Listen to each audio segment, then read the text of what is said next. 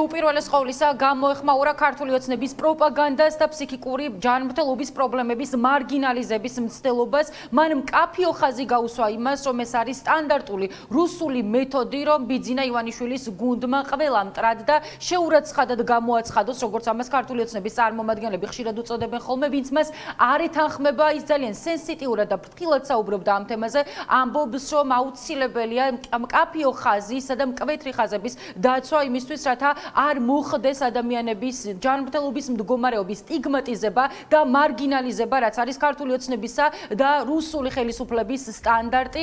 ამიტომ ფიქრობს, რომ თავდაპირველად ქონდა განცდა, რომ უნდა გაევლო ეს სამედიცინო შემოწმება, ქონდა განცდა, რომ შესაძლებელია ობიექტური გადაწყვეტილება მიიღო, თუმცა შემდგომ უკვე გააცნობიერა, რომ ეს ხდებოდა სწორედ იმისთვის, რათა საზოგადოებისათვის არასწორი წარმოდგენა შეექმნათ, რათა ეს ყოფილიყო შემდგომ ნიადაგის მოსინჯვა და თუ კი ნინო დათაშვილის შემთხვევაში გამოვიდოდათ სხვა ადამიანებთან მიმართებაშიც ანალოგიური დამოკიდებულება ჰქონოდათ. საბოლოო ჯამში ამბობს იმას, რომ ბიძინა ივანიშვილის გუნდმა ამ ქმედებით კიდევ ერთხელ დაანახა მასაც და სრულიად ქართულ საზოგადოებასაც, რომ ამ გუნდისათვის, ამ ეგრეთ წოდებული ხელისუფლებისათვის, როგორც თავადაც უწოდებენ ხოლმე, აბსოლუტურად სულ ერთი ადამიანების ჯანმრთელობა და ყველაფერს მხოლოდ მისი პროპაგანდის სასარგებლოდ იყენებს. ოპერაციის წინა კონსულტაციაში სამედიცინო დოკუმენტში უბრალოდ რაღაც თანხლებ სიმპტომად ეწერა შაბლონური ტერმინი, რომელიც ხელზე დაიხვია პროკურატურა. თქვი, რომ უნდა გაგვესაჯაროვებინა ეს ამბავი, იმიტომ რომ ამას გამოიყენებდნენ სხვებთან მიმართებაში. ადამიანები ცხოვრობენ ფსიქიკური პრობლემებით და მათ მხარდაჭერა სჭირდებათ და არა სტიგმატიზაცია. საზოგადოების ესეთმა სოლიდარობამ და მხარდაჭერამ და სწორმა რეაქციამ გამოიწვია ის, რომ უკან დაიხიეს. წარმოუდგენელი ამბავი იყო, აი მაინც ვფიქრობდი, რომ ასეთი რამე როგორ იკადრეს.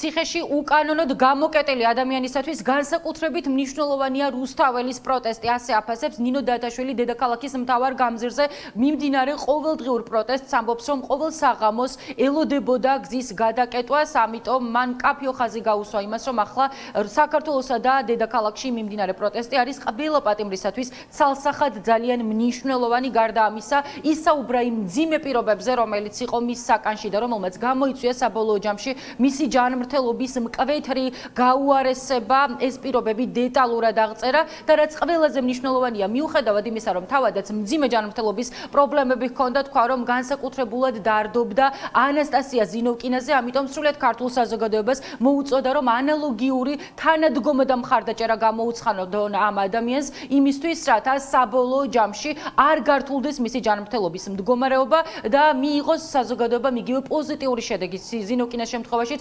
თავისუფლების სახით, რაც მოხდა ნინო დათაშვილის შემთხვევაში. ამბობს, რომ ახლა პროტესტს განსაკუთრებული მნიშვნელობა ენიჭება და მოუწოდებს ყველას, რომ ანასტასია ზინოვკინა მარტო არ დატოვან.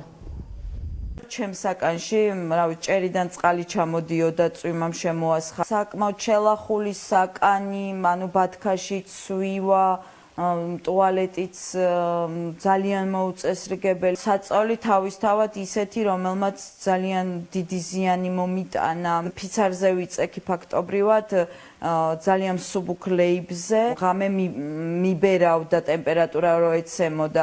გათბობა კი იყო, მაგრამ ეს დაბერვა იყო ჩემი პრობლემა და ყოველდღე ვდგებოდი ახალ-ახალი ანთებებით. საღამო საათებში ტელევიზორის ყურებისას ელოდები, რომ ეხლა რუსთაველი გადაიკეტება. ყველას რო აკავებდნენ დღეში 20-30 კაცს, ძალიან მძიმე გადასატანი იყო ეგ ამბავი და რუსეთთან ასოციაცია იყო. გავიგე ანასტასიას ამბავი და ძალიან მინდა, რომ ანასტასიას ჰქონდეს ისეთივე სოლიდარობა და მხარდაჭერა, როგორიც მე მქონდა და ანასტასიას ჯანმრთელობის მდგომარეობაც რო არ დაზიანდეს.